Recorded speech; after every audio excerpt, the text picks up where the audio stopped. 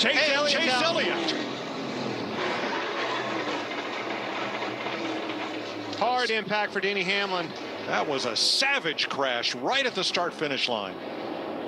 The inside of Chase gets loose. You see him lift out of the gas. The flames crowded Chase, got into him. They saw some retaliation there. Or did Keselowski get into the left rear corner of Elliott there? I got right rear hooked in the middle straight away. Did you think there was any kind of retaliation there, or what was the deal? What led to that? Yeah, it's a tantrum, and he shouldn't be racing next week. Right rear hooks are absolutely unacceptable. I don't care. It's same thing Bubba Wallace did with Kyle Larson. The exact same. He shouldn't be racing. It's a tantrum. In 2023, Chase Elliott would be suspended for one race after intentionally crashing Denny Hamlin. This came after Chase Elliott was hit in the wall by Hamlin, and Elliott immediately retaliated on the front stretch. There's no withstanding this in NASCAR. You do not right hook somebody on a straightaway like this, and especially in a dogleg. Hamlin immediately said in his interview he wanted Elliott to be suspended, and NASCAR dropped the hammer down just 2 days later, suspending Elliott. Here comes the 22. He's closed the gap all over the back bumper now as they've caught the slower traffic. And around goes the 20, sideways in front of the 22. Kenseth slides, caution comes out. The 22 was all over the back bumper of the 20 as they entered turn 1. I got slants when I come the first time. Joey spun me out, lifted my tires off the ground. Nobody would be suspended from this accident, but what would brew would be one of the biggest rivalries we've seen in NASCAR in recent memory. Matt Kenseth would be intentionally crashed by Joey Logano at Kansas for racing hard, and Kenseth wanted retaliation, and he waited 2 weeks later to do the retaliation. And Kenseth cleared by Logano, maybe no! Kenseth takes him out! Logano into the wall! Caution comes out and the crowd roars!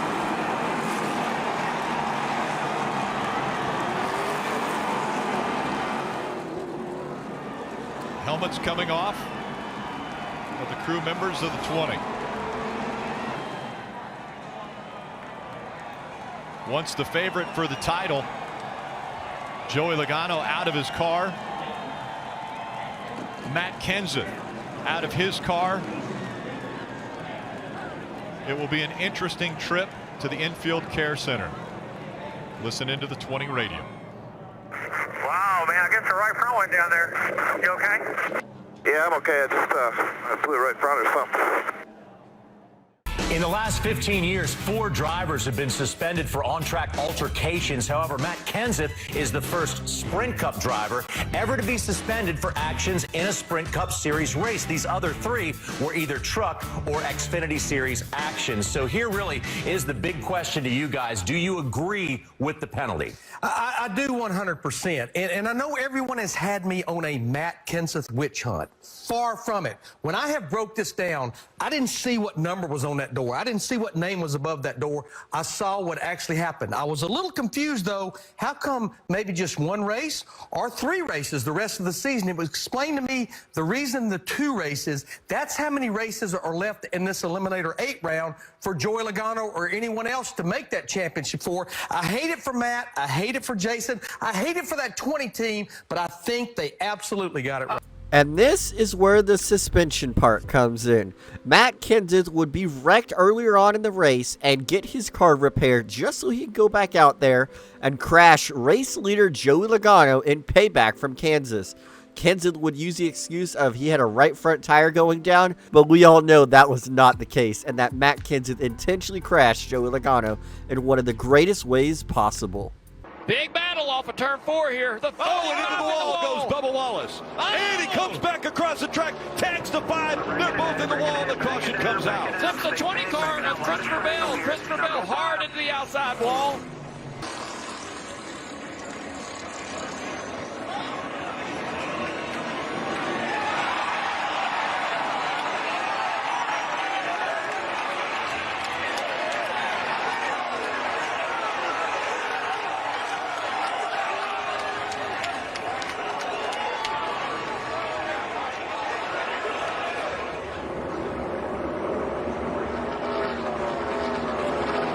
Bubba just feels like that the 5 didn't give him much room as he would have liked.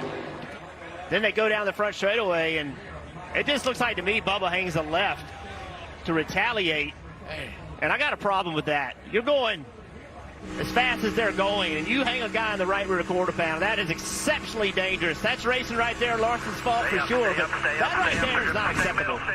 Jeff Burton says in the broadcast that is not acceptable, and not acceptable is what it was. NASCAR would suspend Bubba Wallace for 1 week after intentionally crashing Kyle Larson at Las Vegas. Wallace and Larson would make contact coming off of turn number 4, and Wallace would immediately be enraged. He would go down across the racetrack full throttle into Kyle Larson, spinning him out back across the racetrack, putting him in a very vulnerable position to get injured. These NASCAR next-gen race cars in their early days were very easy to get injured, especially concussed. So NASCAR wanted to drop the hammer down on Wallace. Out. Oh, as you see the 19. Oh, what a save! Oh no! What a hard hit for the 19. Wow. Caution out, 10 to go. Wow. You saw the 19 get the 21 loose, and then as he went by, it just... Austin was either still chasing it or trying to get back in line. Matt Coleman involved, Ron Hornaday involved, and up front, Robby Gordon by Ambrose, who goes back on him. Caution flags waving. See if we have another look at it here. We didn't see what happened. Caution flag waving. Yeah. When they came around that corner. So, and this is just speculation on my part, but I'm speculating that Robby Gordon is saying, hey, the caution flag was out, so I'm the race leader. Even though I got hit and spun. And it looks like they put him, well, I'm not, they've been messing with it. Oh, there's switched again.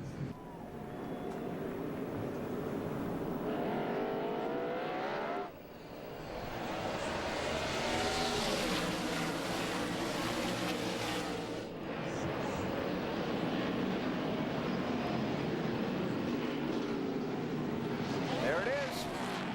Couldn't see that coming, could you?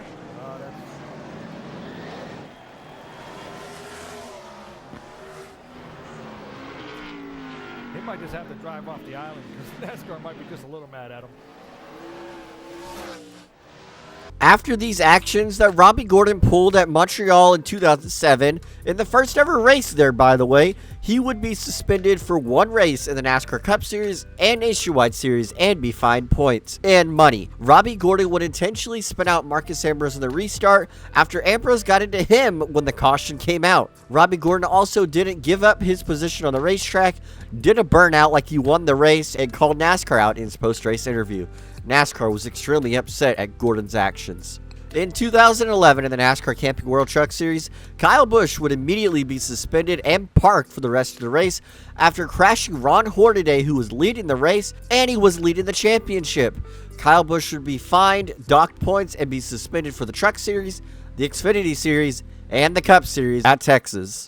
Well, it's certainly been big here this morning. Standing right in front of the NASCAR hauler just moments ago, probably 100 members of the NASCAR media around here. And what they saw was Joe Gibbs Racing, the owner, Joe Gibbs himself, up inside the NASCAR hauler. He was followed by J.D. Gibbs. J.D. up in the NASCAR hauler for a meeting about what happened last night. He was followed by Kyle Busch.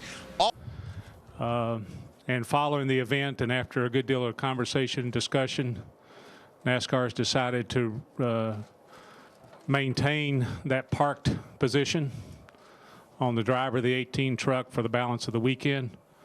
So basically what that means is Kyle Busch will not be participating today or tomorrow in the NASCAR event here in Texas.